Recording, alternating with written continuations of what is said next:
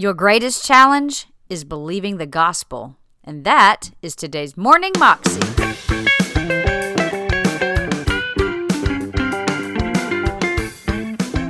Welcome to the Morning Moxie Show. I am your host, Alicia Sharp, and today on the show we have Judah Smith. And by the way, today is our 100th episode, and so I'm so excited that God has just been so faithful through all of this. But Judah is talking about how Jesus was loving Barabbas while he was on the cross, and it is absolutely phenomenal, the amazing love of Christ. I just spent 3 or 4 days in prison with a bunch of amazing women, and it was just so awesome to show them the love of God, because these are people who are outcast by society, and that's what Jesus does. He loves the outcast. He loves the people who no one else loves, and he goes to them and seeks them out. He's not about looking all prestigious and perfect and being a certain way. He loves you right where you are, and he loves everyone right where they are, and we have to be his instruments of his love to everyone around us, not being judgmental, not looking at them in shame and in scorn, but loving them and helping them right where they are. Here's Judah. We see the story of Jesus going to the cross, and everything seems to kind of be hand in hand. And then there's this one character that seems to interrupt the narrative. His name's Barabbas. We don't even know much about him except that he's a murderer, a leader of an insurrection, a rebel, and why he's even mentioned, sometimes I'm not so sure. It's like, what? This is about Jesus going to the cross. So in this moment, Pilate thinks, I hold the destinies of these 2 men in my hand. I know the Jews have a tradition that on a holy day, I will release one of the prisoners on death row. Pilate stands on this audacious stage, who now presents Jesus, Son of the living God, versus Barabbas, the thug and rebel. He says, all right, who do you want? This is blasphemy. This has gone too far. There's no comparison. This is a rightful prisoner, a man who should be on death row. He's a rebel against Rome. He leads a rebellion. He murders people. He's a bad man. He's a thug and he's a crook. He deserves the chains. And he deserves the crucifixion. Jesus?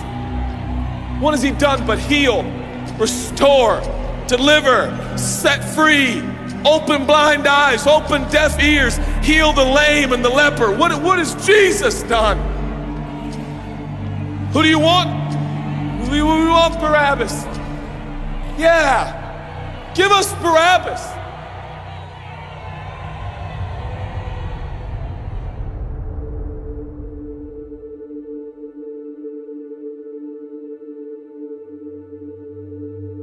People say, give us Barabbas. The Roman soldiers come up and they put the key in and they unlock Barabbas from his chains and shackles. And he walks down the platform, welcomed by all of his thug friends. Yeah, the people love me. Yeah, that's right. I don't even know who this Jesus guy is, but all I know is my people love me. There seems to be no conscience in Barabbas. There's no record of him turning to Jesus and saying, I owe you everything now, for you have set me free. No, I don't see any of that in Barabbas. And God knew that. Jesus stood there, silent, for he knew the will of the Father. He said, it's fine, Father. Let him have Barabbas. For Jesus knew that the Father would have to treat Jesus like Barabbas so he could treat Barabbas like Jesus. Barabbas thought it was the people that set him free. No. It was the love of the Heavenly Father. When I look at the story, I realize who Barabbas really is.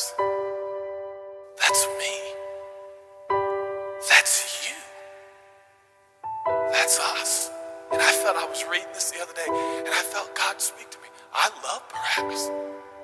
I love him. But God, he's a bad man. I love him. And I wanted him to go free. Didn't you know that he probably would have never acknowledged the freak? Yeah, but I love Barabbas. While we were still sinners, Christ died for us. God God sent his son for Barabbas, even the one he knew would walk away from Jesus and his free gift and never come back. He loves them.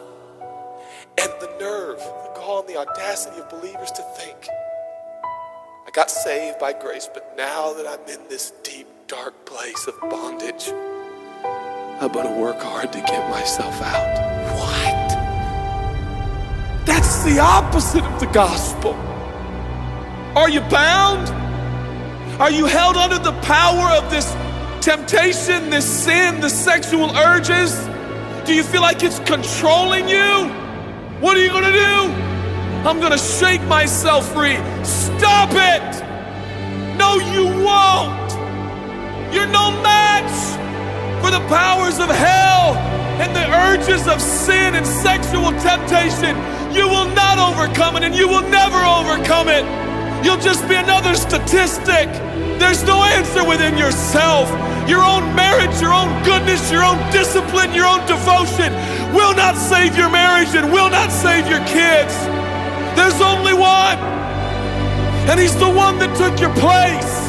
He's the one that stood silently on the platform with Pilate and said, yes, let him have Barabbas. Take me.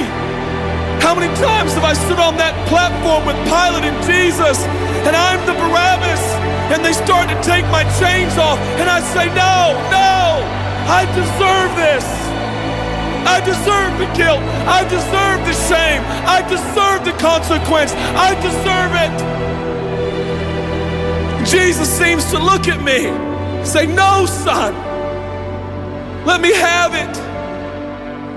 Let me have your sin. Let me have your pain.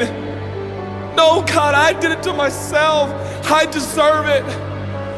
My marriage won't make it. This is what I deserve. I deserve divorce.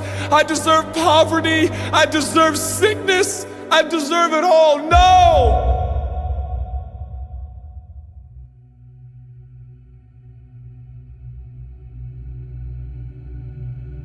God, I'm so ashamed. Give me your shame.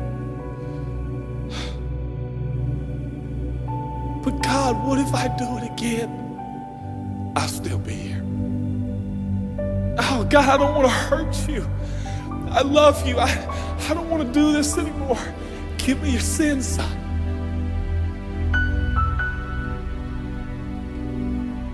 This is all we got. It's all I got. It's all you got. We can play games. We can play church games. We can pretend like some people are better than others and that's why they're blessed, or we can all come to the honest conclusion that it's God. And it's God alone. The greatest challenge is not your discipline, your devotion, your focus. Your greatest challenge is believing the gospel. Could it be that there's a God with a love so scandalous, so wide, so deep, so vast, so high, so expansive, so welcoming, so inclusive? Let me have your sin, son. Okay. And I give him my sin. And I stand in this empty space of forgiveness and acceptance while Jesus walks off to the cross that I deserve. I see him walking to the post to be whipped. As I stand a free man, all the attention is turned now. And I feel the love of God saying, go son, live your life. I'll pay the price. Where did we get off thinking that we were gonna set ourselves free? It's still Jesus. It'll always be Jesus. It'll never stop being the power of Jesus. If his blood is sufficient for your salvation, his blood is sufficient to sustain you through every challenge and every sin and every temptation. Jesus is enough. That was Judah Smith, and you can find that clip on YouTube if you search under Judah Smith, Jesus Was Loving Barabbas. You can also find out more information about him at his church website, thecity.org. Well, that is all I have for you today. I hope you've enjoyed this 100th episode, and if you love this or like it, share it with a friend so that they can be encouraged as well. I will see you again tomorrow for Testimony Tuesday. God bless.